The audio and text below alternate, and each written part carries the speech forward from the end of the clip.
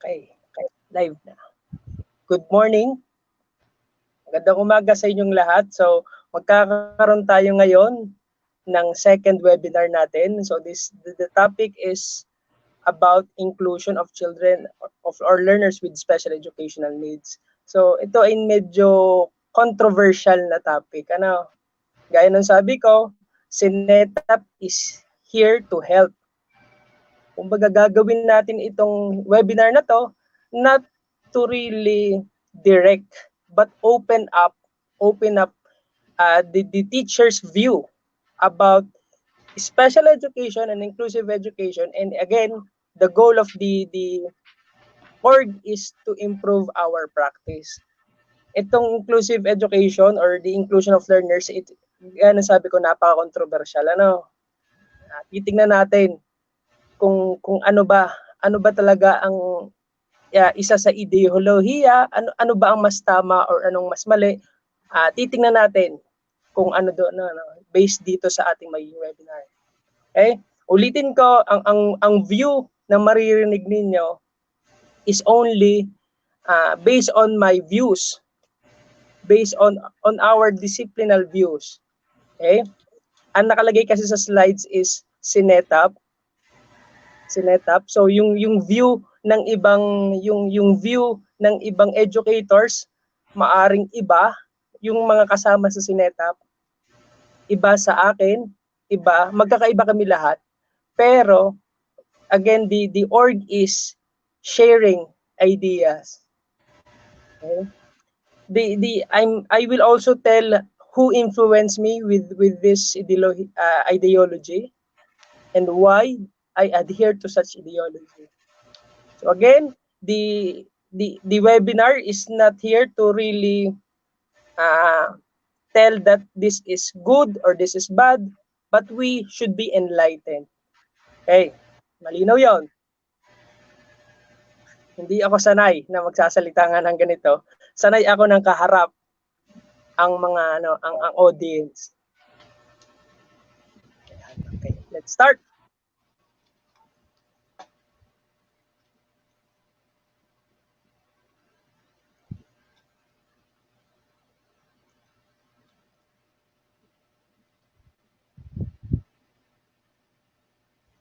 For today's webinar, I will be discussing about the least restrictive environment, operationalizing inclusion of learners with special educational needs. Next slide.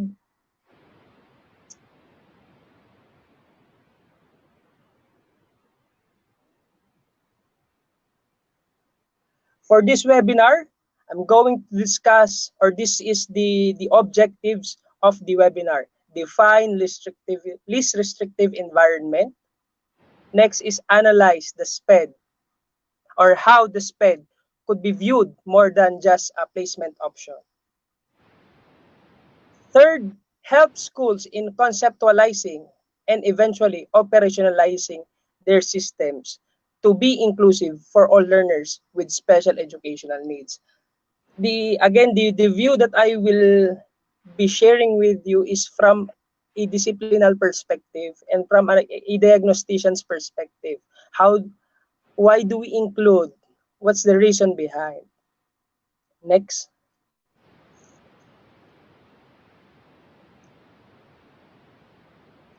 This restrictive environment, this principle is under the law of the IDEA, or the Individuals with Disabilities Education Act. This is one of the principles, the least restrictive environment, together with IEP, free and appropriate public education, procedural safeguards, parent and teacher involvement, and appropriate evaluation. So again, gaya nung sinabi ko nung sa umpisa, this is based on US. But then since we are influenced by the Americans, let's see how it translates in our context in the Philippines. Next.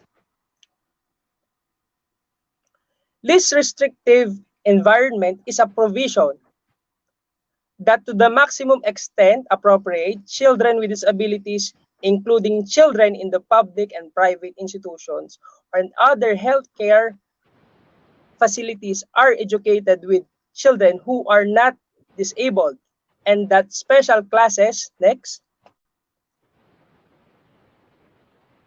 and separate schooling and removal is of children with disabilities from the regular educational environment occurs only when the nature of severity of the disability of the child is such that education in the regular classes with the use of supplementary aids and services cannot be achieved satisfactorily. In short, this is the child should learn together with their typically developing peers. That's the provision of the least restrictive environment. Next. The keyword here is appropriate. Appropriate is a term that is subject to interpretation. Next.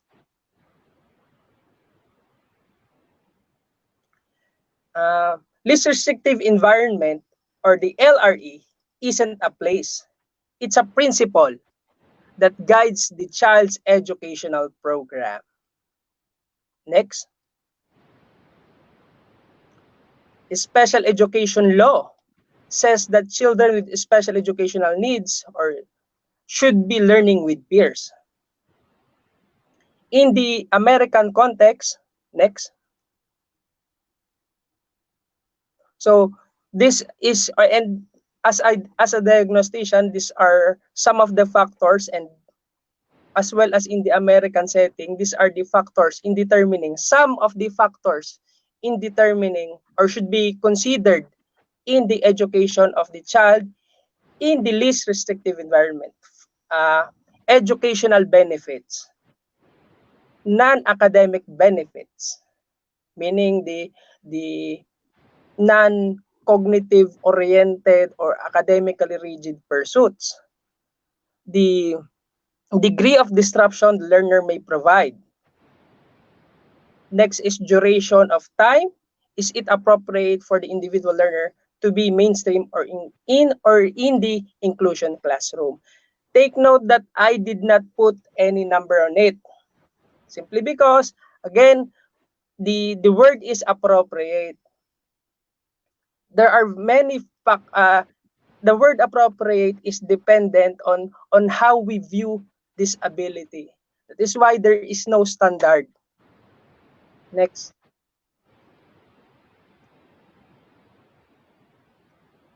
Okay, the frame of reference would be the example of Miss Ellen Weber in one of the parts of her webinar. There is the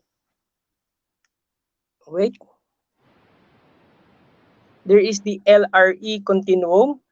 As you can see, there is the least restrictive to the most restrictive environment. So, doon sa nakita nyong slides, as you can remember, the full inclusion are students who remain in the Gen Ed class all day for all subjects. And the IEP would really tell how these services or how these things or educational endeavors or the holistic endeavor will occur. Next is the paraprofessional support, wherein the special education teacher assists students in the Gen Ed. Resource room service, or it is the push in or the pull out. When we say push in, the SPED teacher is in the classroom doing the support, and when you say pull out, the SPED teacher pulls out. And next is the self-contained services. Next.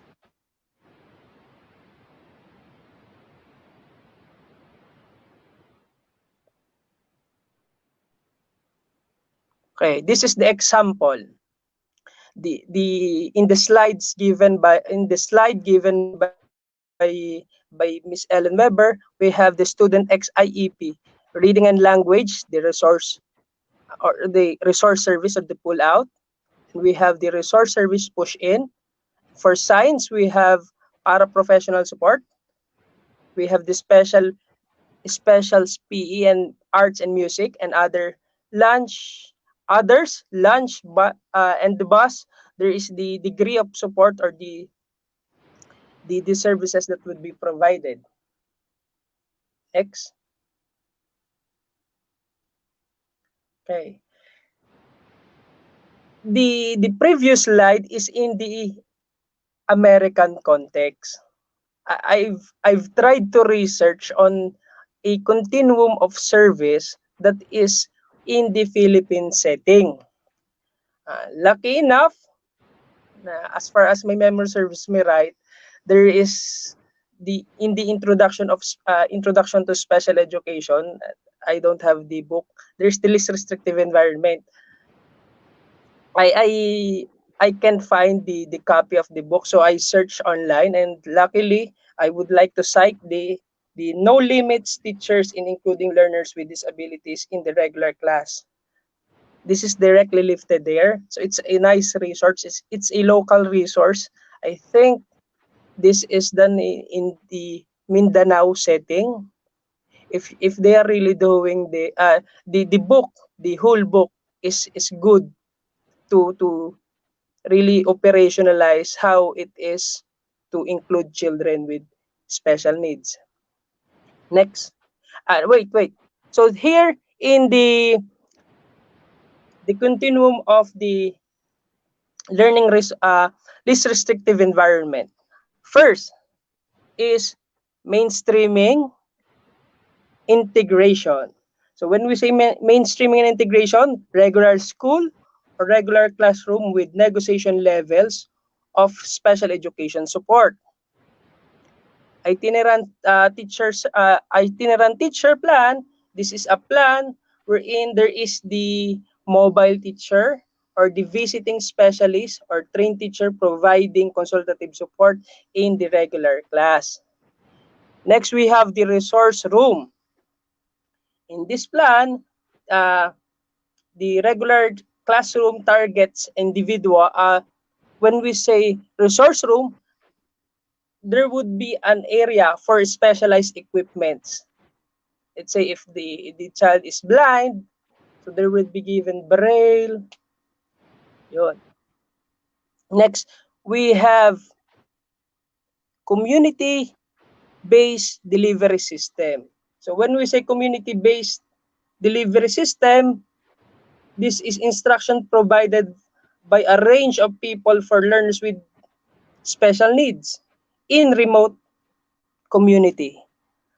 May mga nag-chat. Okay. We have special class. So when we say special class, this is the organization of class for one or two or for one type of disability. Next, we have the Special Education Center. This operates in a school within a school concept, meaning there is the regular school and there would be a SPED center wherein there would be different services options that would be provided for learners with special educational needs. Again, based on our studies, even in the undergrad, MA, these are all discussed. And as far as my memory serves me right, this is the first SPED centers are the Silahis Special Education Centers. That time, I think it's 6. I don't think if it's the number increased. At wala pa akong napupuntahan doon. Okay, next. Special day school. When we say special day school, these are specialized program for learners with significant needs. So the service is for those moderate to severe who would need medical and psychosocial and social services. Next, we have the residential school or the hospital or homebound. These are for the chronically ill programs provided for learners who need clinical care. Okay, as you can see in the continuum, and historically speaking, the special education services and the range of programs started in a segregated manner. So meaning there is the putting up of institutions, and then as more decades pass, there is the drive or the trust towards including or mainstreaming children with special educational needs. Mainstreaming, integration, and inclusion, again, these are terms which are often uh, used interchangeably. Take note that different sources, just like in the US, different sources would create different meanings. And yan. So, so yung include this the least restrictive environment. Okay, next.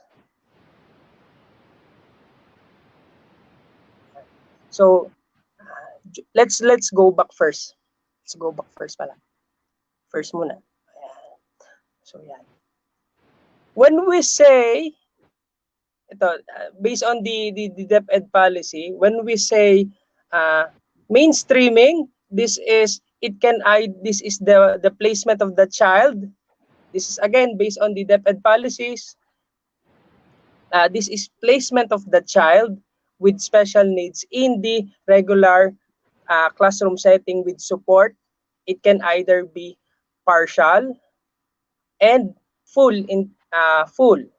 When we say full, the child is the all academics, all the subjects that the child takes is taken in the regular class. When we say partial, it would really dwell on certain subjects which are mostly non-academic subjects. And when we say full inclusion, based on the definition of the DepEd policy, this is full inclusion or full integration or the unified system or inclusive policy or inclusive education is the policy or practice where all children with disabilities, regardless of severity and the support, the need of support, the student with disability is educated in the whole regular educational system. So this is the policy or the practice. Take note of that. So, next. So kaya medyo nakakalito ang ibig sabihin ng inclusion, mainstreaming, and inclusion and integration. So, next. Interestingly, again, when in terms of inclusive education, when you read books, so then you will learn. There is a person or the ideology is when you think of inclusion, this will come to your mind. So the definition of inclusion is on this level is we have inclusion, mainstreaming, integration. So when we say inclusion, this again based on Dr. Deason's definition, we have placement of the regular class, a placement in the regular class on the basis of age, regardless of background, disability, and degree of severity. Next is in mainstreaming, we have the placement of the child in the regular class after meeting or fulfilling the specific admission requirements. And when we say integration, placement in the regular class with some or more subjects or activities. Meaning when we say inclusion, it is solely based on age. The placement of the child is based on age, and that is the principle of normalization. Next, when we say mainstreaming, it is fulfilling, let's say that the child with disability, in the inclusion, let's say the child is 6 years old. What is the grade level of a 6 years old? It's grade 1. The child will be placed at the grade 1 level, regardless of the readiness. The one of the primary considerations is age. Next is mainstreaming. It is based on fulfilling educational criteria. Let's say the child can read, write, so he or she will be included in, let's say, the child's ability is 7 years old, but then his chronological age is 12. He will be placed at the 7 years old because it's his ability or the eligibility criteria that he or she possess is based on, or it shows that the eligibility will be based on his or her or meeting of the requirements. And when we say integration, it is placement of the child in some subjects. Okay, don't be confused when it comes to, when you, again, the idea doesn't really define inclusion, and the effort of really putting up this, I've read the policy, and this is perfect, and I've subscribed to this when I do program planning. This is the, for me, this and when you analyze the meaning of inclusion, this is really true. The totality of the child should be considered, and that is, again, if you will base it on the policies, there is a provision, I can't remember of that provision, that is the placement or the education should be based on the age. The one of the to be considered is the age, and yun nga, nasa regular class, so meaning the inclusive philosophy is the inclusive philosophy or the inclusion definition of Dr. Dizon is true. Okay, the principle of normalization. Next,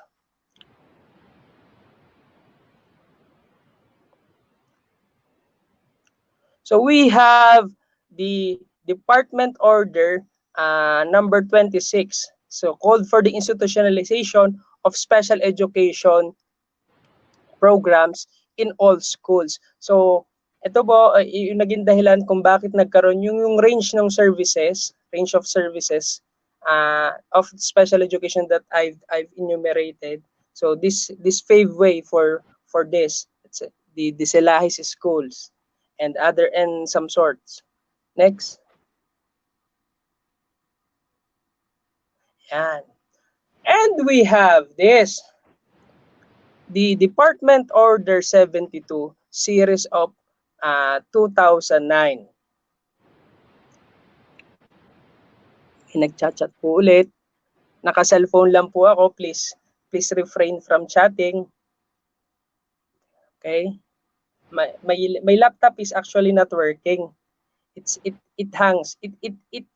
It's working, but it's sometimes malfunctioning.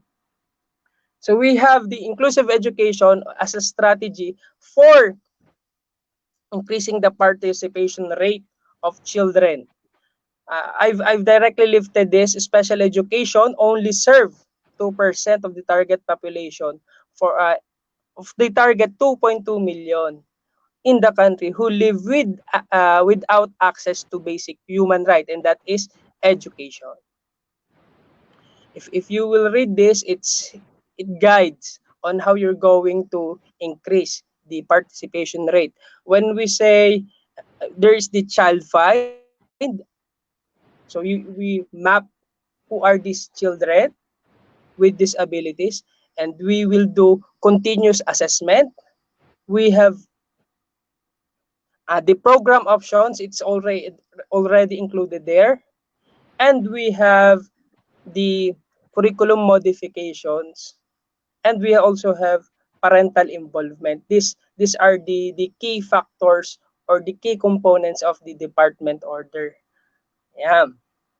So going the principle of normalization nga pala, it's the process of enabling, or the process of making the child with special needs enjoy what his age or the same age peer, typically developing children, enjoy. So that is giving the same opportunities. Magbibigay kung ano ang nararanasan ng isang typical na bata should be given to students with or learners with disability. That is the principle of normalization, because the child becomes where he or she is placed. Again, I want to thank Dr. Dizon in really enlightening, giving me light on how to view inclusive education. The view of this pillar of inclusive education really molded me on how will I do the program planning to make it more inclusive for children with disabilities. Again, nakalimutan ko lang sabihin, when we say inclusive education, it will also include yung mga indigenous people, Muslims, hindi lang sila yung mga persons with disability or learners with disabilities, but then the inclusion that I'm talking about is particularly concerned in learners with disabilities. Okay, so dito po tayo, tingnan natin dito, balik po tayo nung when you again, I would like to paano ba na? When I look at the program options for the maybe this is the source of confusion. Balik po tayo dun sa how will we operationalize? How will we operationalize the least restrictive environment? Makikita nyo po doon, we have the degree of severity and we have the level of support.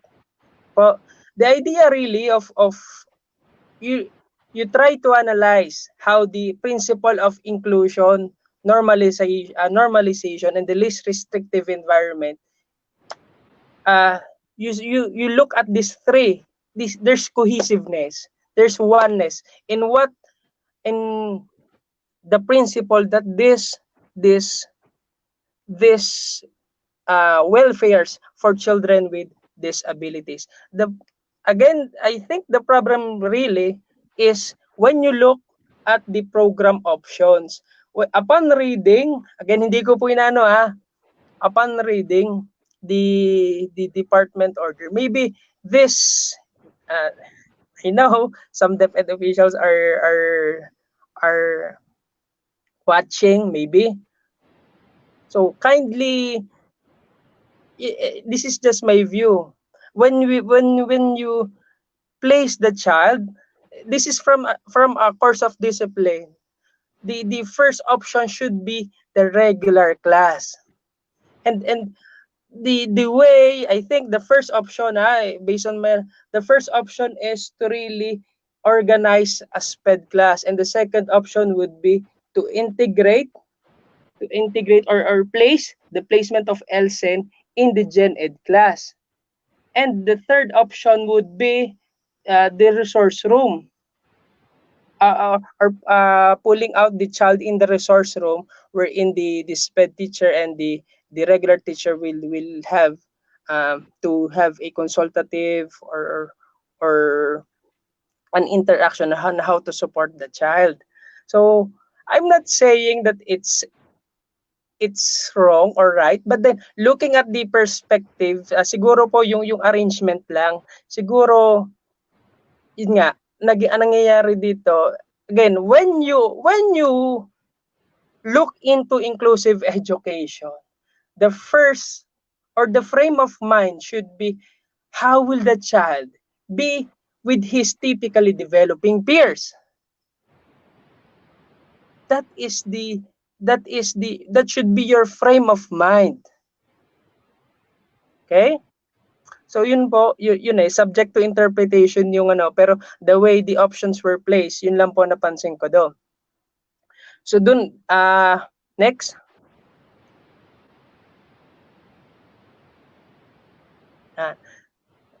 I'm always saying it's subject to interpretation. Again, when you, sinasagot na po natin, ito lang naman po yun one of the, how will you operationalize the inclusion of children with disabilities is really dependent on how you, primarily dependent on how you perceive the disability or the learners with special educational needs. On the tenets or the components of special and inclusive education, this will fall into how you conceptualize. Definitely, this is one of the most important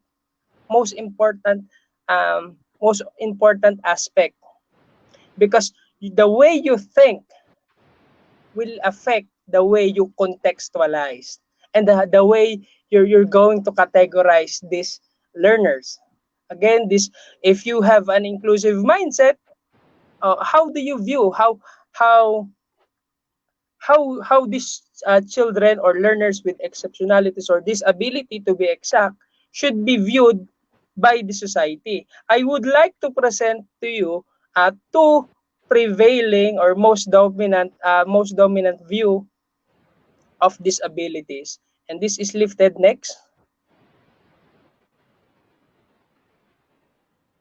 This is lifted from the United Nations International Children Emergency Fund, so the UNICEF. So we have the medical and the social view of disability. Next. So when we say medical view of the disability, there is the issue really is the individual with one or more condition or impairment who has the problem. So as you can see, the arrow, what? The child is confined by wheelchair. He or she can't communicate, is disruptive, needs help to do things, requires medication, can't understand, depends on hearing aid. Simply put, the issue is on the child. Next. Okay. Viewing the child as if, again, I'm not saying that. Next. We have the social model of disability. The issue is a disabling environment, negative attitude, barriers, or discrimination. The issue is the inaccessible transport, lack of support, poverty, lack of accessible information, negative perception. We have too few sign language interpreters, and lack of understanding for others. Then here, simply put, the problem is in the society. Next. Next. Okay. The problem is outward, dun sa medical is inward. This is also the comparisons. We have in the medical view, the individual is the problem. For the social view, the barriers are the problems created by the society. The individual needs to change in order to be to function well, or the barriers and the barriers need to be removed when it comes to social. Next is the disabled people become the victim. Client have no responsibility on and are disempowered. Information on impairment is used to categorize people. And on the social disability social model, we have the barriers need to be removed. Disabled people have this independence, control, choice, and information on access needs is on the need to ensure inclusion. Again, These are the medical and the social view. I'm not saying that the medical view is better than the social view. When or the other way around, the social view is better than the medical view. What I'm trying to say is your view will be dependent on your context. If you are a medical practitioner operating in a clinic, most likely your view of disability is this, and it's not wrong. Tama naman talaga because there are certain disabilities that needs to the medical view of the disability is the reason why there are cures for illness. That's why there are medical and yung mga gamot natin sa ating mga karamdaman or kung ano man. This is on our health. Maganda naman talaga. Walang ano doon. Walang yun ang I'm not saying that the one is better than the other. Next is in the social view. Ito. When you are an educator, you should lean towards the social model of disability. Why? Because education is man by nature is a social being. He needs others to really survive. Okay? And ganun dapat ang education because again, putting the trust on inclusive education, it's an enabling society. Okay? The challenge really is to have an inclusive community for all. And if you will blame, the challenge is to really enable and empower the the learners with disabilities. Let's say, for example, that next. So, inclusive education for learners with special educational needs does not only operate in the school setting. Okay, next.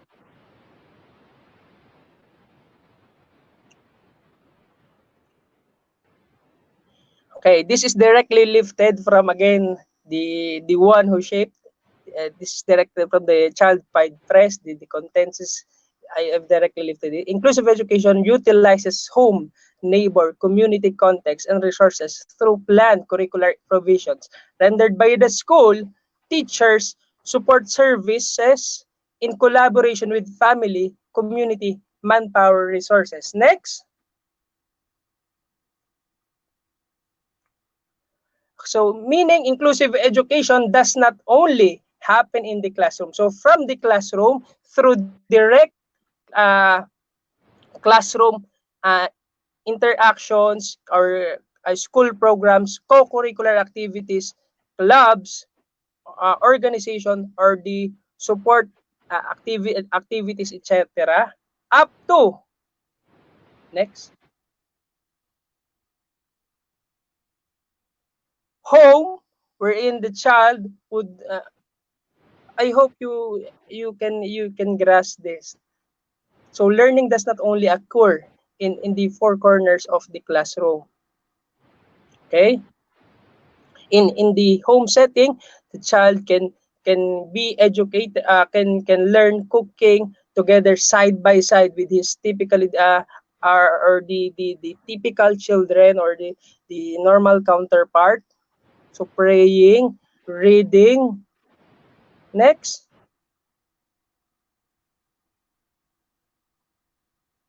To the neighborhood. So yeah. So education can, or the special education or the education can occur in any context.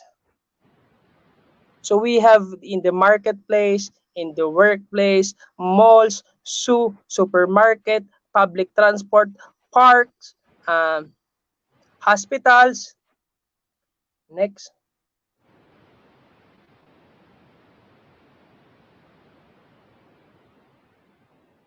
So, including exposure or interaction with the community helpers. So, it's really, I hope you could see the view of the least restrictive environment and the principle of normalization. The child becomes where he or she is placed. That is from the usual usual thoughts that I've heard, and I come to realize, and I subscribe it.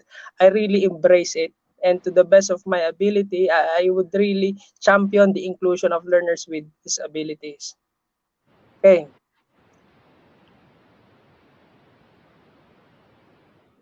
Learning opportunities for learners with special educational needs together with the typically developing peers can happen in any context, and that is the principle of normalization at work.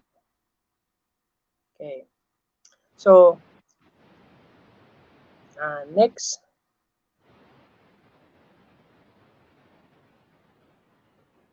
Okay, keep in mind that attending an inclusive school generates doubts whether the learners can meet regular class standards. But inclusive education does not, in the first place, compete and compare the child to meet the regular standards. So this is again directly lifted from that source. That is true. One of the reasons why most people I prefer forgive me for saying this, but this is true. When I do educational planning, or when I do educational the assessments and recommend provisions for the child as a diagnostician, the usual concern of the school is how will the child cope. Inclusive education is not about uh, when you are inclusive, you will not compare because the child is a unique individual. Okay? Unique individual who has disabilities and potentials, and there are other expressions of learning more than just academics. That is why, again, if you will look into the certain considerations, I did not really lose into the arrangements. It depends on how you view the child. We should go away from categories, categorizing people. Again, categories, yes, though labeling can serve, it can have positive effects, and it can have negative effects. But then when we say inclusive education in its perfect sense, it's acceptance of all learners regardless of their disabilities, and their disabilities are not hindrance to really experience, to grow side by side with their typically developing peers, because there are more to learning. Okay, next. Okay, so I want you to watch this video.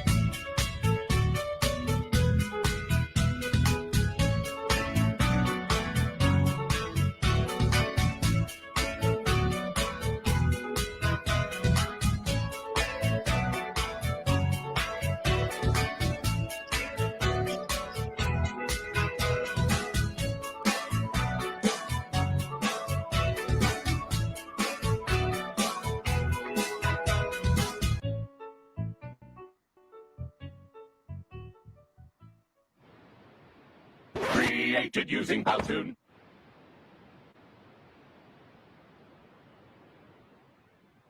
Okay. May nag-chat na naman.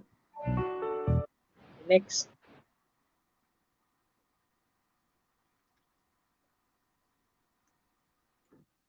So, keep in mind that when you entertain the concept of inclusive education and fully embrace, we must think that children have to become we must not think that the children have to be normal or ready in order to contribute to the community.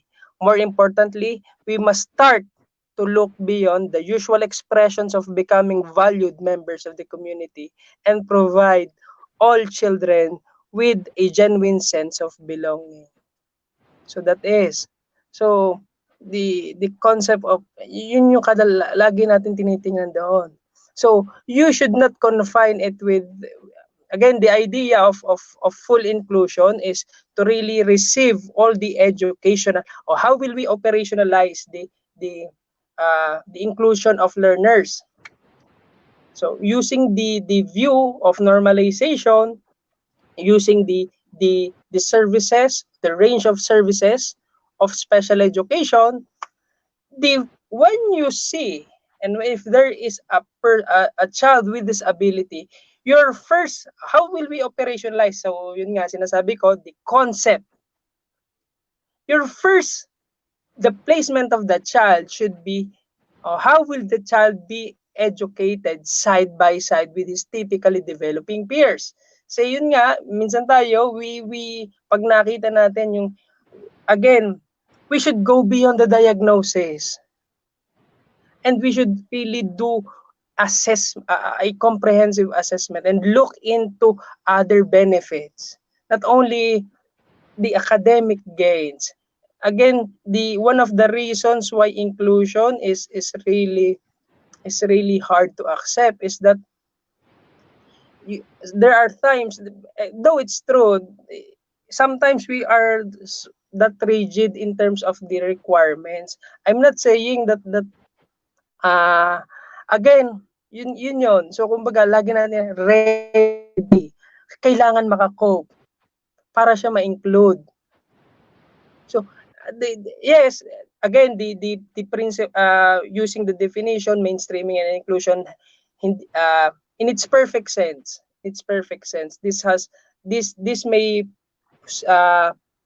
may present the advantage and disadvantage.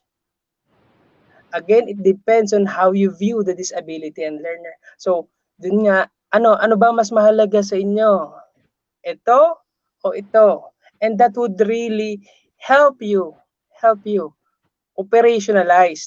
So the first is to the responsibility is really hard for the regular education teachers. So banking on the inclusion principle, it's the principle of practice wherein all the education of the child, dun tayo sa dun sa DepEd policies tayo magbabank, that is the education of the child with this, all should be the education of the child with disability should be received in the regular educational setting.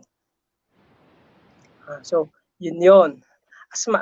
And in Dr. Dison, that is, it's the same. Inclusion is that's the first frame of mind. So the idea of perfect inclusion, that's the ideal inclusion. So kaya nga po, I treat it as something na kumbaga yun, when we operationalize, dun tayo sa bigger picture.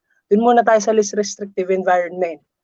Tingnan natin, okay, kung halimbawa, paano to? Lagi natin okay, you should assess to integrate and not segregate. You should view education to include and not to seclude. Though again, there are positive and negative sides of it. But how will you weigh? That's I can only give you certain things, but I want you to operationalize first because again, the ultimate barrier, one of the ultimate barrier of inclusive education is the attitude, and I want to influence the way you view disability. If you view them, if you have, if you believe that they could become, okay, there are other expressions of learning. It's easier to know. Though again, there are controversies because yun nga, there's no perfect system or philosophy. Lahat mayroon yan. Pero what will you value? I'm saying that this, as a diagnostician, it's really hard to I'm speaking as a educational diagnostic standpoint. It's really hard to yes, it's hard to program plan. That is why the rigorous trainings pero again, I would really when in my 11 years of teaching children with special needs, I've learned to really evolve my knowledge and philosophy of learners with disabilities. Okay? And again, it appeals really personal to me because when I do assessments for these children, kumbaga may ano doon, talagang it calls that the child should be included first in the least restrictive environment possible. Okay? Ang sinasabi ko lang dito, how will you operationalize? Meron ng continuum doon. The there should be collaboration, but then there should be collaboration with all the stakeholders because inclusion will not happen if only the regular teacher will move. But then, yun nga, ito lang, nung isang araw lang, nag-usap kami ni Miss Ellen Weber, ang ginawa nga doon iba, walang support na nilagay ang mga with special needs in the regular class. Walang binigay na yung services. So, hirap. Mahirap talaga. Hindi yun. But then, the idea is there. There should be support. There should be support. And it's true. So, it's true that we cannot include all children. That's the sad reality. But what I'm trying to tell you is you should be more open to diversity. Wag tayong masyado, okay, kailangan mo ito. You look into, kumbaga, tingnan natin, dun muna siya, ano pa kaya kung hindi siya makabasa, anong pwede natin gawin? Take note that the child has disability. If the child has disability and you keep on pushing a disability to, yes, the child could really achieve at a certain degree. But then if the child has disability and I put it in this context, ito yung baso niya na mas maliit. Ito yung mas malaki. Hindi mo yan pipilitin na sobra-sobra. Hindi ko naman sinabi wala kang gagawin. Inclusive education, you should do something for the child. Again, sa dami na pong ginagawa ng mga teachers, I myself is also a teacher. Then this is just so happens that I'm engrossed into studying and coursework and lots of clinical training that and those things really shape me when it comes to educational planning. So yun po. So we should embrace this idea of least restrictive environment. Okay? Next. So I want medyo mabilis lang ang aking webinar So this is my statement shirt. Be included. Isn't it wonderful to see? No more labels, all could be. Categories and typecasts are left out. Learning styles and talent now came out. Unfalteringly remember, no child left behind. Diversity, one of its tenets, must be kept in mind. Equity is also essential as its foundation. Definitely inclusion is more than just a placement option. Okay? You should view special education. You should not view special education. Ito ba? Let's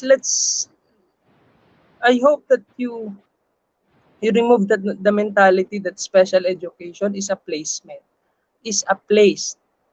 Special education can happen if there is individualization in any context as long as there is individualization. Again, those are the things that I've learned. So, yun po. Individualization. The earmark of special education is individualization. Though in different contexts, let's say in the US, when we say special education, it's really a provision of services. Okay?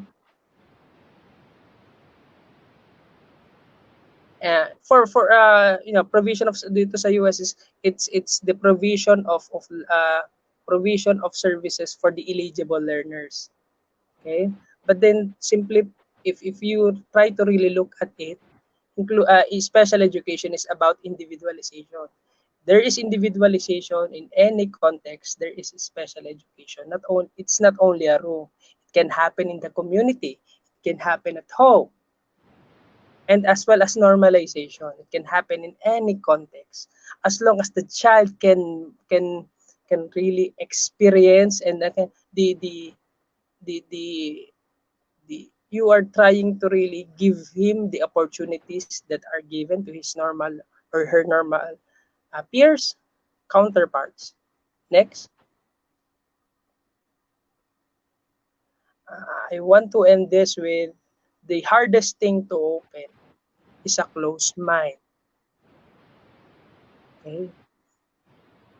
If you include and if you segregate it, this is what I've learned in this perspective. When you include or the decision to really include or to accept or reject the child in the school setting tells more about the schools about the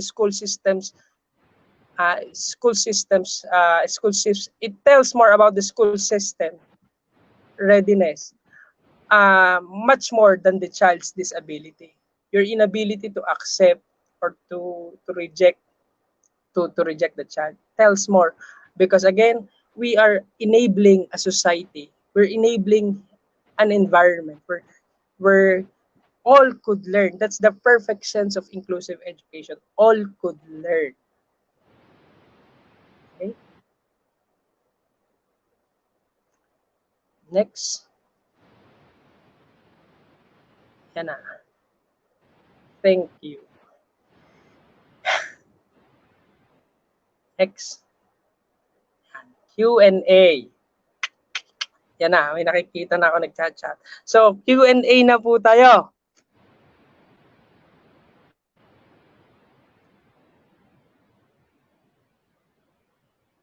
Q&A.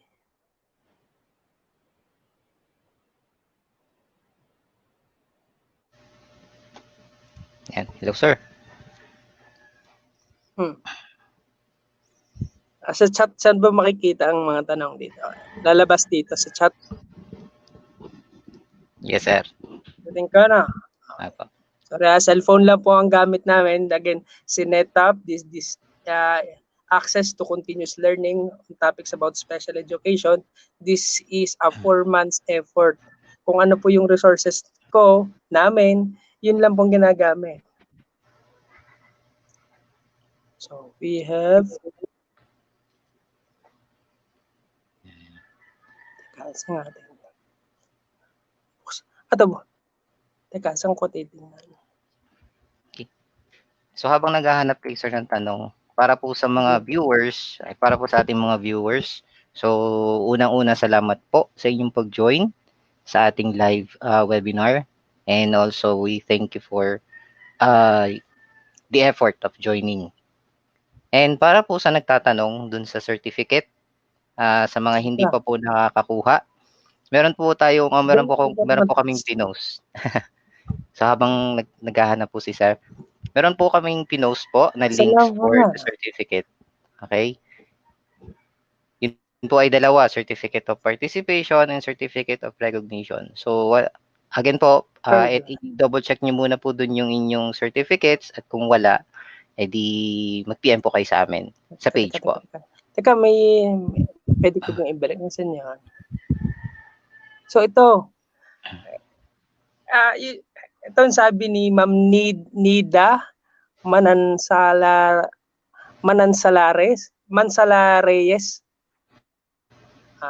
So at this point in time that COVID is an issue worldwide, we have schooling on August 24. How can we do online teaching, learning with special education?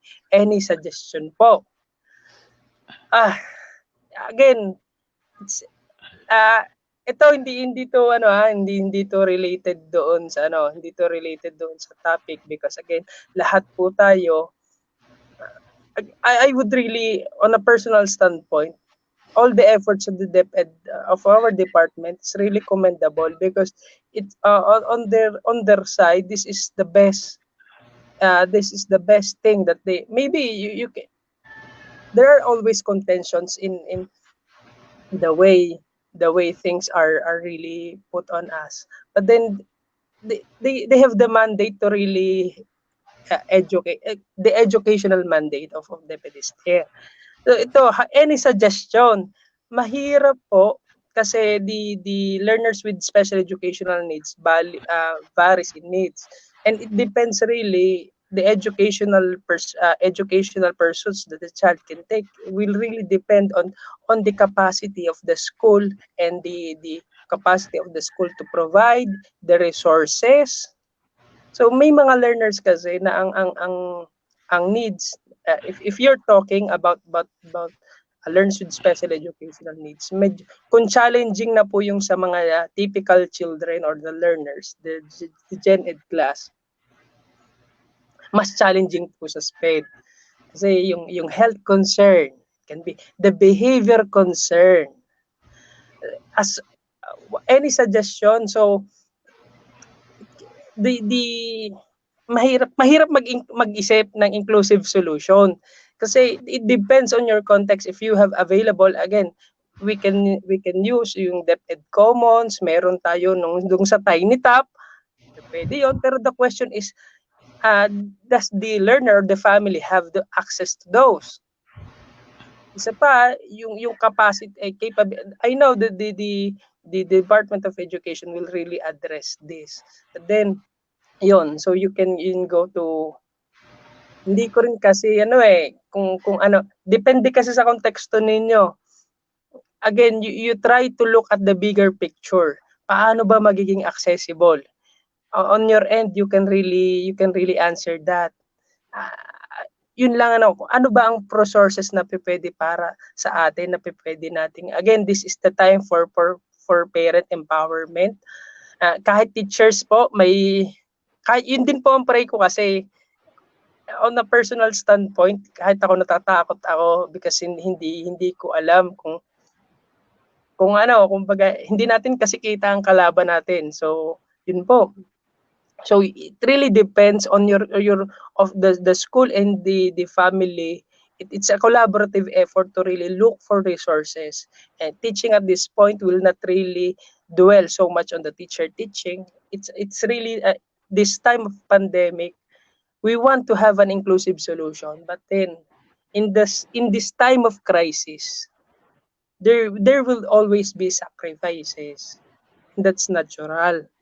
Kasi kung if hindi kailangan ng sacrifice, we are in perfect shape. We are in the usual form. Okay?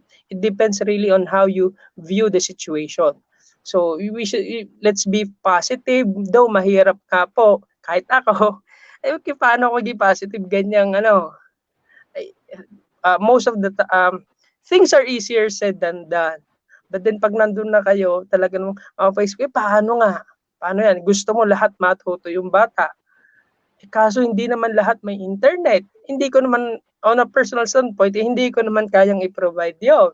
So you look really on your context, and that's, you try to really, kung yan po i-private school or public school, you try to ask. So, yun po, again, at this time of pandemic, the health is really the issue. Sana po nasagot ko yon, Ma'am Nida. Pasensya na po kayo, medyo maliit po kasing screen ko. About LRE, I love it. Si Joanne, puro na thank you, sir. I agree. Yan. Coordination gives. Yes, coordination is really important. So again, inclusive education is not merely, again, I would like to, merely placing the, inclusive education is not merely placing the child in the regular class. You should do something. Say, if you will not do something, it's also detrimental. Sir, may isang tanong po dito. Nakita ko lang. Teka, hindi ko anong tanong niya. I-flash ko na lang, sir, sa screen.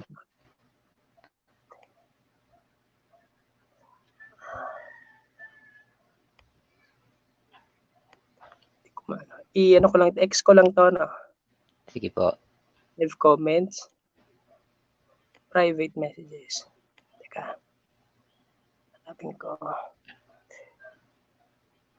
Or basahin ko na para sa inyo, sir. Sige. So, from Criselda Ferrando Simatu. So, from the reference, it is said that age should be the first consideration under inclusion.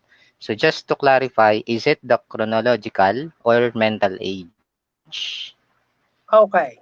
It's the chronological age. When you, kasi ito it's the chronological age. It would all, when we do the perfect sense, this is on an educational standpoint, because you want to normalize. You go beyond the usual expression of say, when you base the child's placement because the child can do that, you are not being inclusive. So you try to operate. I hope you're getting the point. Inclusive education or inclusion, or the principle of normalization, the principle of LRE dwells on that. If you heard the webinar of Miss Ellen Weber, she tackled about the least restrictive environment. So yung sinabi, kapag may behavior na isa, pero again, that's really subject to thorough assessment. Because as much as possible, yun po ang gusto kong maisip ninyo, hindi laging regular class ang placement ng bata. Okay? But then, what I'm trying to really make you understand is, on the first level, it should always be the regular class. On the, you try to operate. Ganito na lang. Pag may nakita, paano kaya siya? Ano kaya ang pwede? Kung hindi siya pwede sa akin, anong pwede naming adjust? I will not dwell on that kasi medyo mahaba po yung discussion on. We can have the instructional adaptation. You will take one course on how to adapt instruction. So there are several types of instructional adaptation. So how will we adapt? First, let's try to operate on, isipin ninyo paano siya sa regular class. Yun lagi muna. You try to adapt on the regular teacher's level. Bago nyo pa kuhanin yun ang ano doon. You are empowering, though it's really challenging. Sabi, sir, napaka bigat noon. Yes. Mabigat, pero that's really the call. So that's really you want to make it the least restrictive environment, pero marami nga dong concerns kasi, let's say, kung sobrang dami ng bata, there are factors that we cannot control. And that's really understandable. But yun lang po ang gusto kong maintindihan ninyo when it comes to inclusion. It's really not being so rigid. Minsan kasi, ang ano doon, dahil lang ba hindi niya kaya, hindi nyo na siya i-include? Ganun yun. It's in a humanistic perspective. kahit nga po, I just want to share. May mga ano dito, kahit hindi naman inaral yung prinsipyo ng normalization, you can really hear parents if their child has developmental delays or disability. Kapag sana I would like for my child to experience what his normal counterparts may experience, and what is the basis for that? Usually it's the age in the first place. Because when you judge the child, the first is always age. In its perfect sense. I'm saying that when I operate in the program planning, itingnan ko lagi yung age ng bata. So, and then, again, you should assess to include. That's the lifeblood of inclusive education. Assess to include. Period. And you can do the instructional adaptations. You can do certain things. Oops. Kita ba nila ako? Sorry yan, hindi ko pa, nagsasalita ako, hindi ko alam ang itsura ko. Salita lang po ako. Sorry po. Yeah. So be included. That's yun po yung sana ganun po maging mindset natin. Next, makakita pa tayo.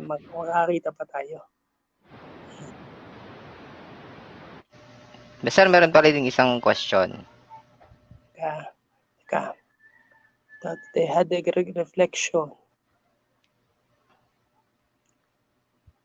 Teka lang, itong nagbabasa rin ako. Yan, ito medyo mabigat ito ha. Should we immediately integrate a child? Itong tanong ni Ma'am Maria Dingkilim. Ikaw nga, Jun, basahin mo nga. Hindi ko masyado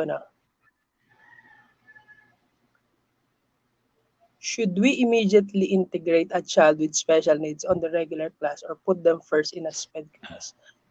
When can we say that the child is ready for inclusion class? What consideration should be taken? Yan. Sinabi ko nga sa inyo, this is our principle on our course of discipline in the PhD in SPED and Inclusive Ed. This is how I operate. Lagi kong first consideration is the question really is should we immediately integrate a child? Should we really immediately integrate?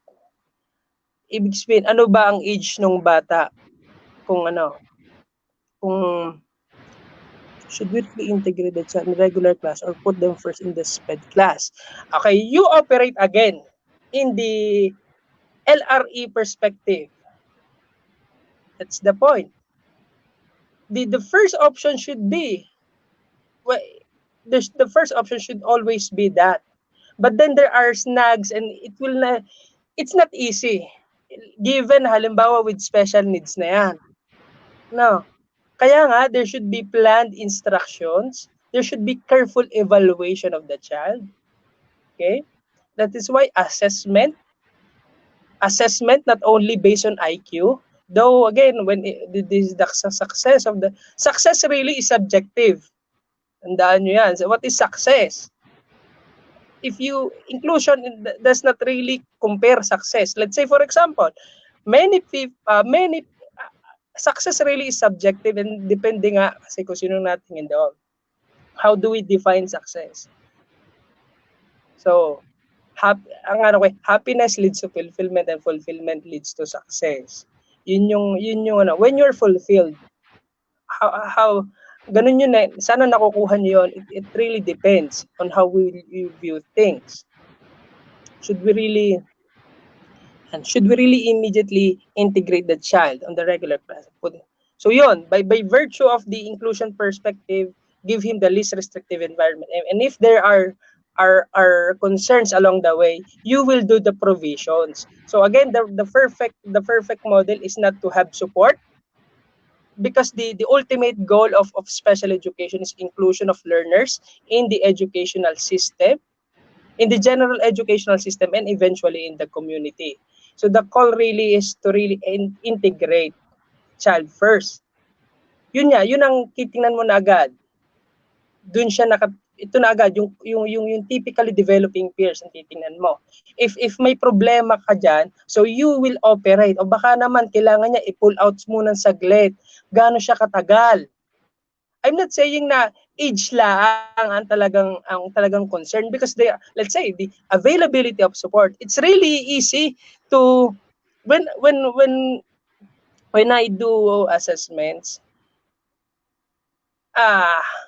yes, I consider it, but it's really easy to start a program and on our, pero what you will consider is its sustainability, because inclusion program will entail preparation, it would entail proper implementation, it should be sustained properly, and it should be monitored properly. You can do inclusionary program, let's say hindi talaga siya pwede doon, pero hindi siya pwede sa ganyan, sa math, pero may iba naman tayong ibang pwedeng ano sa kanya, ay hindi niya kaya to, pwede nating i-accommodate. O pag hindi niya kaya pa rin, accommodation is really changing the delivery, having adjustments in the delivery system, but it's the same content. So next, we modify. Baka kailangan natin i-modify. Sunod, bago pa natin individualize. Yun muna, kumbaga, yun ang, again, hindi, ang talaga ditong goal is sa regular teacher muna gawin. Pag hindi kaya, or yun, titingnan nyo muna on your level. Saka you will seek support. Baka naman kailangan nyo lang ng advice kay SPED teacher, kasi there are instructional provisions or instructional trainings or skills that the SPED teachers really have. Baka makatulong sa inyo. Ganyan lang pala yun. Di okay na. Ginawa mo, kaya mo naman pala. Tanong is, pag hindi mo kaya, you should really know when you can. Iba po yung kaya ninyo sa pinipili ninyong ayaw nyong kayanin. If you cannot do it, there are still I will not judge you. Pati isa pa po, bawal ang judgmental. Kasi minsan, nasabihin natin, tinatamad lang yun kaya hindi nyo ginagawa. Pero marami pala siyang considerations. It can be personal. Baga, minsan yung akala natin kaya dapat ng isang teacher on his level, hindi talaga niya kaya. That is why it really calls for teacher empowerment, the regular and the SPED teachers, as well as school administrators. School administrators play an important role in inclusive education. Yun lang po napansin ko doon. Based on my experience for the longest time when I do operate in when I do inclusionary programs for schools, for parents, the school administrator, the concept of inclusion, the acceptance of inclusion, the ideas that I would like to deal or for the school to make really largely depend on the school administrator. Yun when you are an administrator, you have the power, and it trickles down. You know what I mean? Yun, pag nakita, pag sinabi, ganitong gawin natin. So, you should open. Then, again, hindi lang yan, yun nga, administrator, teachers, and it will also, when we entertain inclusive education, you should also orient the parents of the typically developing children. May issues pa rin dyan, kasi though the child should learn in the education, sabi pa, how much disruption, magagalit naman yung ibang teacher, ibang magulang. That's an issue. That's an issue to be resolved.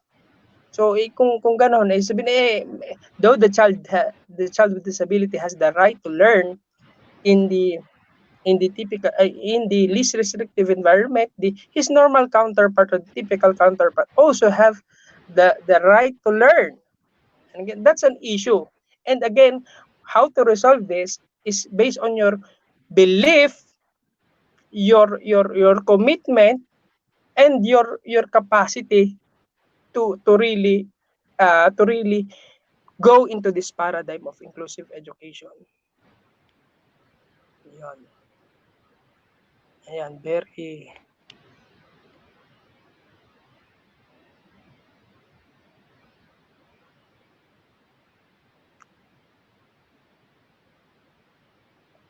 Yon. Are, yung ito hindi naman siya tanong. You cannot force a child to do activities not suitable for his mental age even though he is in the regular class. We have to modify activities for the child. Okay, tama po 'yon. Again, it's not really forcing I'm not saying kung hindi suited sa kanya, the lifeblood also of there is the continuum eh.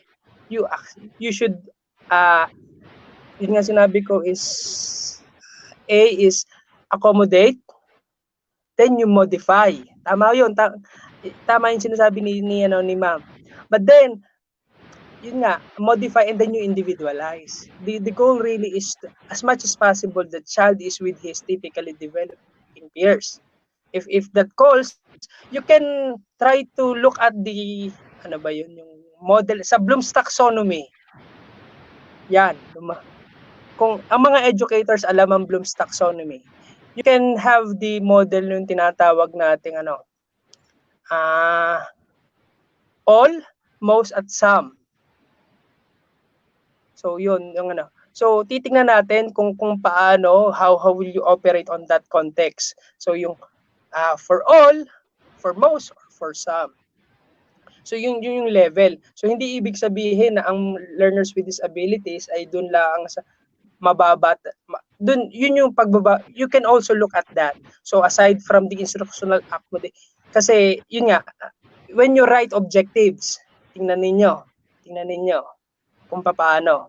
As long as, kumbaga, the concept really of inclusion is that.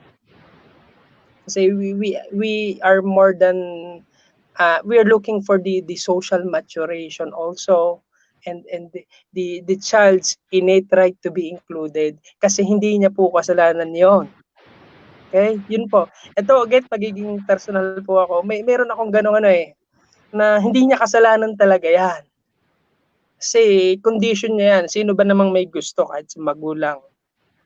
Sino ba naman may gustong maging may disability ang kanyang anak? Walang may gusto noon. Pero kumbaga, yun. You should ang sarap na ikaw ina-appreciate ng magulang at saka ng mga bata. Though minsan parang hindi tayo na-appreciate ng mga with special needs. Minsan parang pag nagkikipag-usap tayo, hindi naman talaga tayo pinapansin. Okay? Pero yon. So when you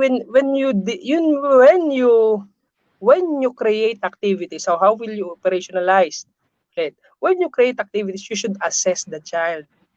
There should be thorough assessments, and there are special assessments, and there are non-formal or informal assessments and formal assessment. The assessment of the child really calls for triangulation.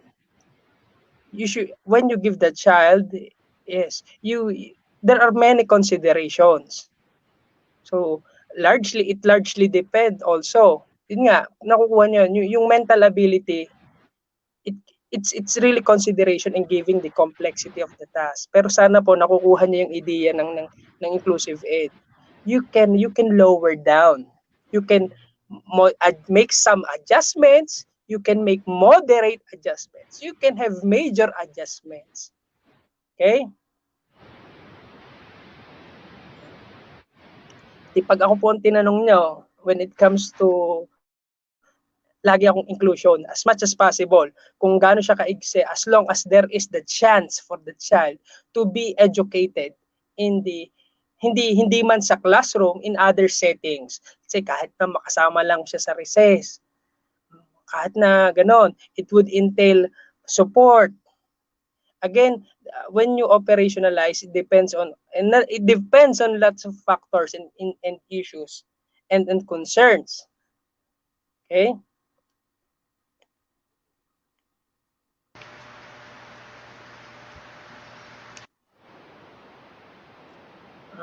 Ete.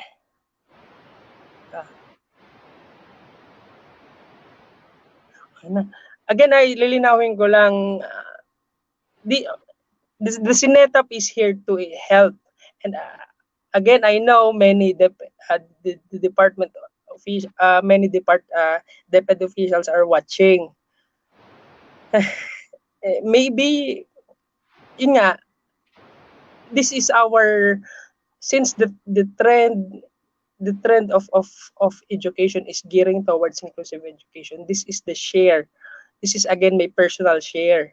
Kasi kumbaga naalala ko, lagi kong ginagamit ang ideology ni Dr. Dizon. Nung may again, all credits should be para po sa akin na ako po ay disipulo lang. At ginagawa ko po yung aking natutunan. Again, on for better or for worse.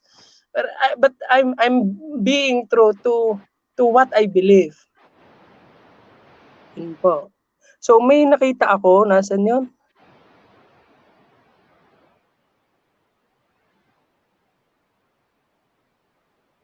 Ano yun? Ito kay Rachel Austria. Ang hihirap ng ano. So, morning po. How about if the child is already in the inclusion program and the child can cope with the academics? Are you going to send them back to self-contained class? Thank you. And again, you look at the least restrictive environment. What is inclusion? It's not about coping. How will you operationalize? You will really talk. Again, talking, collaboration. Kaya sabi ko nga, titingnan nyo rin ang relationship ng SPED teachers at regular teachers. Alam nyo, this is my, I really find it delighting to see teachers na walang SPED training tries to include, tries to make the child feel this sense of acceptance. Tuwan-tuwa ako doon. Hindi ko sa isip sabi, akala nyo lang napaka-technical ng mga terms na ito. Pero when you operate, ganun pala yon. Sabi ko, ma'am, tama naman yung ginawa ninyo. Kung hindi kaya ng bata, why will you force it?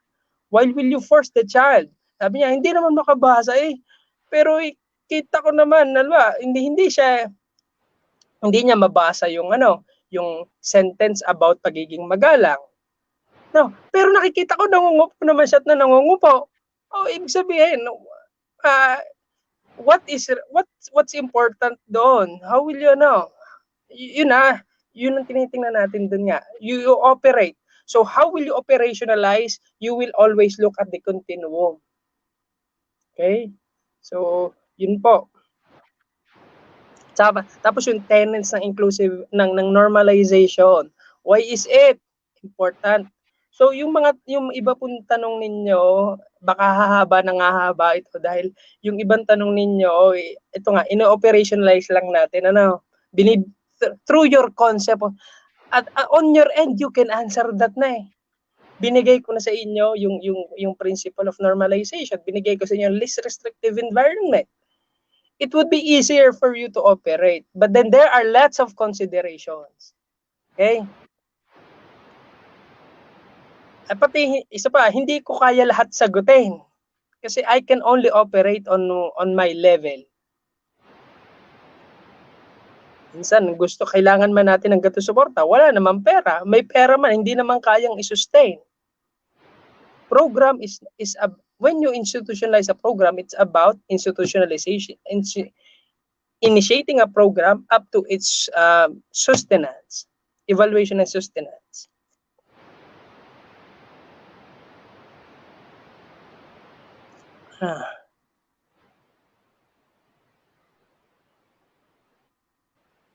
Ito, puro hindi naman sila tanong. This is yun si Ma'am Bulik. Ano nga tawag dito? June, pakibasa na nga. Medyo hindi ko masyado maaninag eh. So, hindi ko masyado maaninag, pero nilakihan ko ang screen.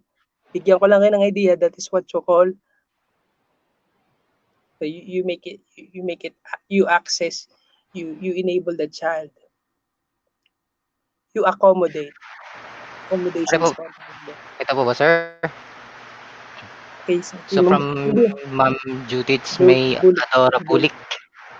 Yun naman ay parang So, ano, yung yes, sabi sir. niya, So, basahin ko lang sa inyo, sir. So, this topic is so heartbreaking, especially when realize how far the implementation of inclusive education here in the Philippines from the US. However, we SPED teachers should take the first step in helping regular teachers through various trainings. yes.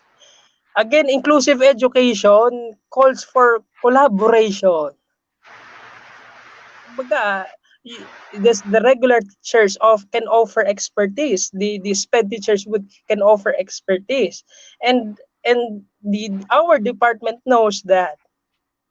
But then we have some variables that hinders that hinders the quality of the quality we perform our duties and responsibilities. You're aware of that, okay?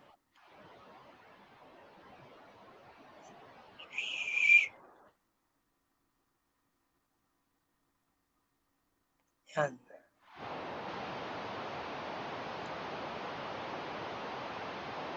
Yan. Puro sila about ginagawa. Thank you for listening. On my idea of inclusive education and how it I really hope you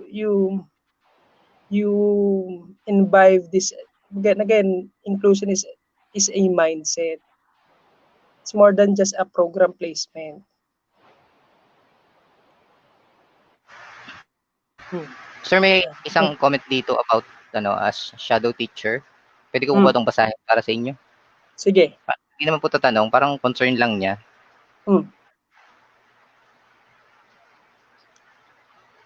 And this is somehow in reality, sir, nangyayari din. So, as a shadow from Marinel Bermundo Reyes.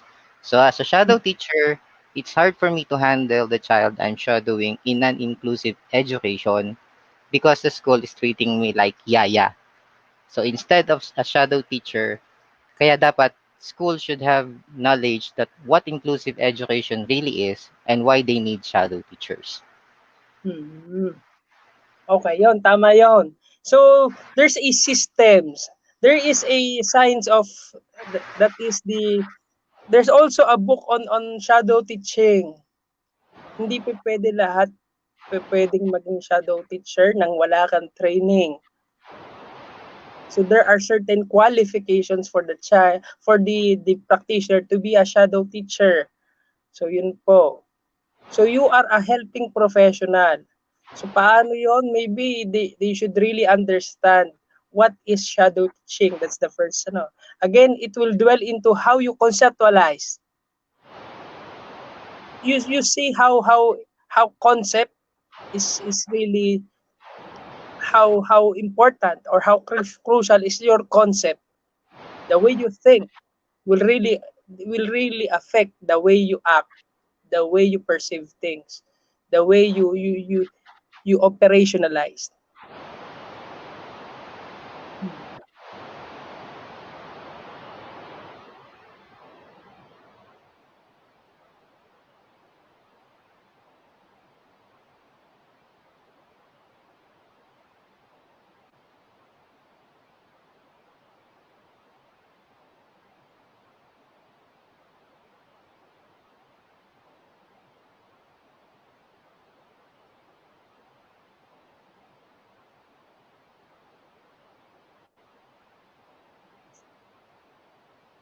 Ito, yan.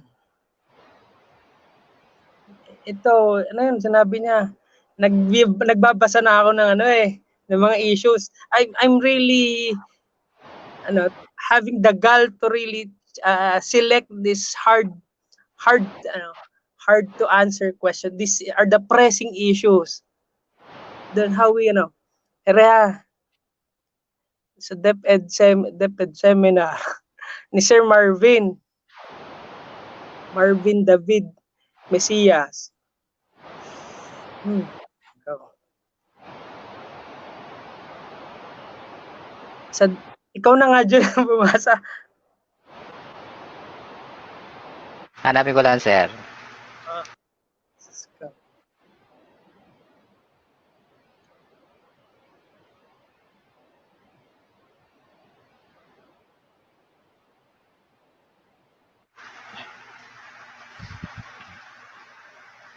So yan, sir. Mula po kay Sir Mervin David Mesias. Sa DepEd SPED seminars and training, pag inclusion is hayaan mo na yung bata doon sa regular class. Pero, wag daw bigyan ng special attention or special treatment. Paano yung modification and accommodation? Paano po sila makakasabay sa regular classmates nila if di sila bibigyan ng atensyon ni regular teacher? Ano po yung stand nyo dito, sir? Thanks po, Sir Ervin and Sir Junjun po, ang pangalan ko po. Ay, From Marvin David Mesias from SDO Bacoor, Cavite. Hello po sa SDO Bacoor, Cavite. yan, tanyaw. Paano yon? The terms you use kasi, accommodation, the way you do the curricular adjustments are not really special treatments. These are really needed for the child to really access the curriculum. Whether it's what are your instructional goals or the learning competencies that you want to for the child to achieve. At the end of the day, kahit na walang, kumbaga kahit ang batang may yun nga, hindi siya yun ang po natin na doon, hindi talaga siya special treatment. But then the child has a disability. Doing nothing it's really hard. It's really hard na that's not really the concept of that's not really the concept of inclusive education. Sorry po pero you're making it really hard. Kasi sa lahat ng bagay na gagawin niyo, kailangan talagang bigyan niyo ng atensyon. Again, the word is special is again or a learner with special educational needs. Yung batang yun if you will not address na sa pinapakita ng needs, that's really, again, you are not viewing the child as you are not enabling an environment for the child. There should always be, when it comes to special education or inclusive education, so yun po ang pinag-uusapan natin is inclusive education para sa learners with disabilities. When we say inclusive, the mere fact that you teach a child a child with special needs, it's really inclusive education ang tawag doon. Yun nga, basta nagbibigay ka ng education sa bata, that's inclusive education. But then the challenge really, the taking it into a deeper perspective is how will the child be educated side by side with typically developing peers that has meron may philosophical foundation, may legal foundation. It's founded on civil rights. It's founded on human rights. Okay? Again, you should not view it as special treatment, but then these are instructional provisions on the teachers. It can be on the teacher's level. Kasi yun nga, yun ang pinaka-support mo sa kanya. Alang, wala kang gawin. Pagkita mo nang hindi niya kita mo na alang wala kang gawin. Okay? Sana nasagot ko yung iyo anong stand mo doon. Yun, it's not really special treatment, but that's what the philosophy calls for accommodation, modification, and individualization on the least restrictive environment possible. And learning should not only occur in the classroom, in the four corners of the room. Yan. Puro shout out na. Yes to inclusion. Yeah.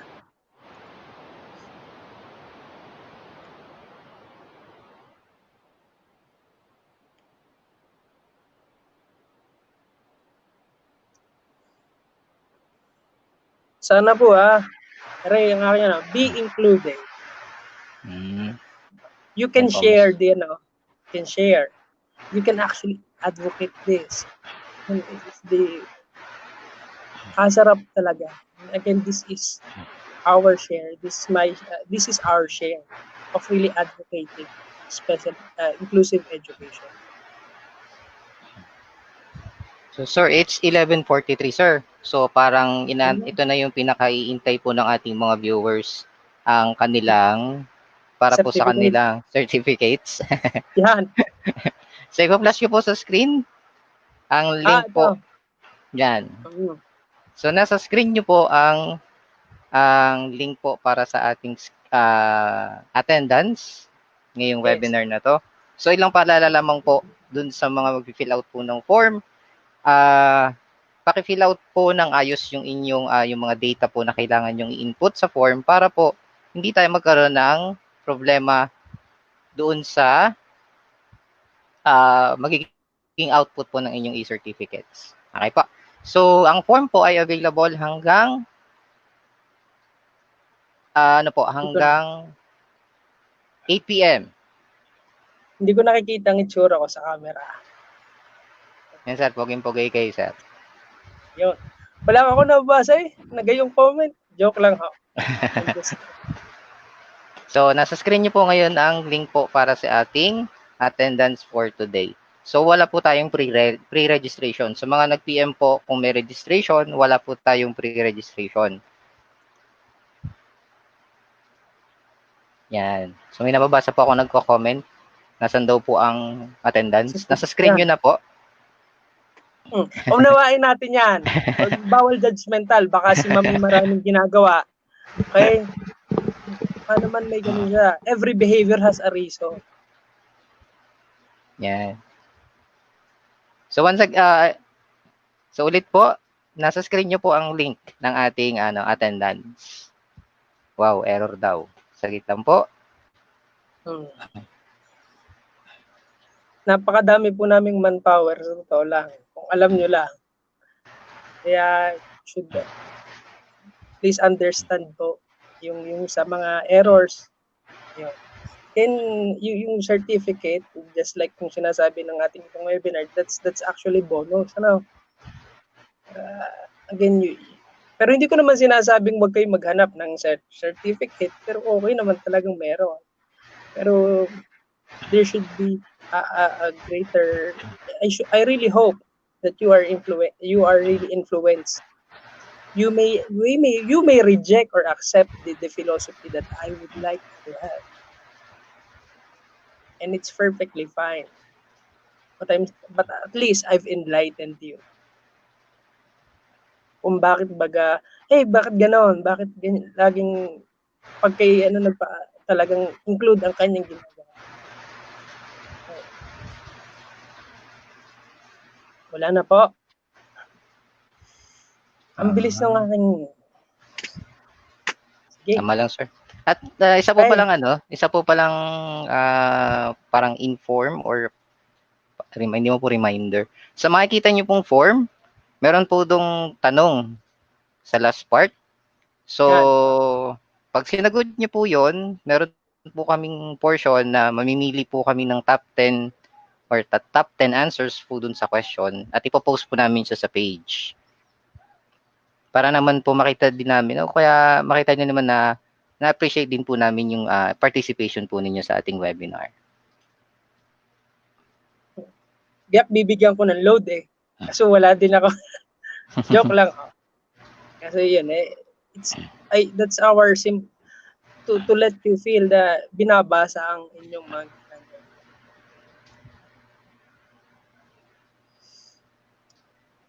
Yan. Okay? Mga gusto pong magpa-shoutout.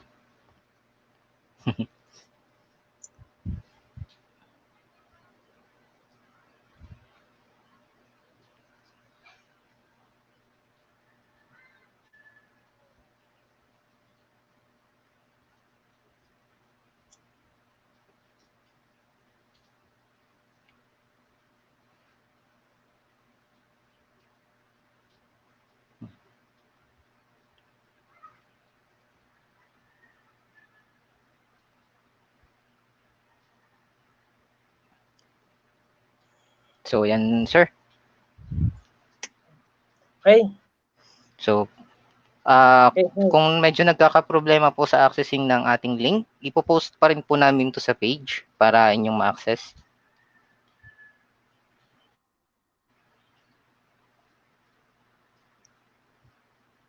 Yan, nagkakaproblema po tayo sa link.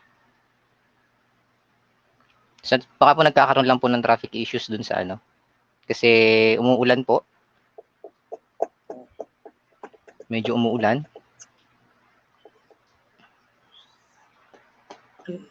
Ano nang sunod? Pasasalamat na lang, sir. Okay. Sa Sige. ating mga ano po, naging viewers. Yeah. So, again, thank you po for giving this sharing your time para pakinggan yung webinar na to. So, take note that inclusion nga po, kahit na iilan lang kayo, as long as there is the effort. So, it will snowball. Sa dami niyong nakinig sa akin, maaring ilan lang ma-influensyahan ito. Pero yung iilang iyon, pwedeng dumami yun. Dahan-dahan. Everything takes a process. It takes a process to really accept that ideology.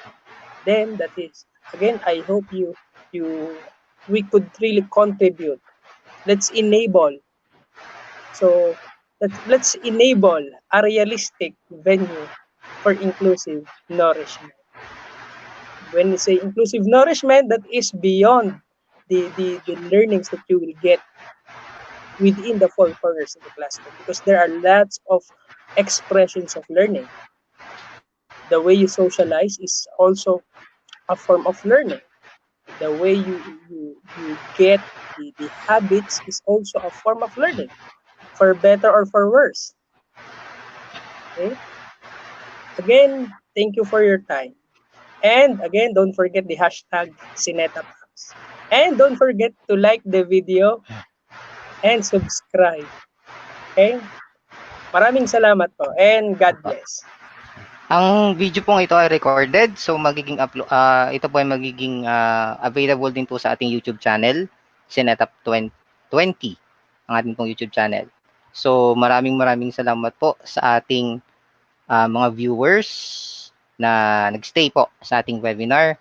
Sa link pong, sa mga nagkakaproblema po sa access ng link, ipopost po namin dito sa page para po inyong mas ma-access pa ng mas maayos. Ay po. So maraming salamat po, and sa lahat po ng teachers, parents, students po na nanood, maraming salamat po sa inyo po. Sir, goodbye. Okay. Bye-bye po.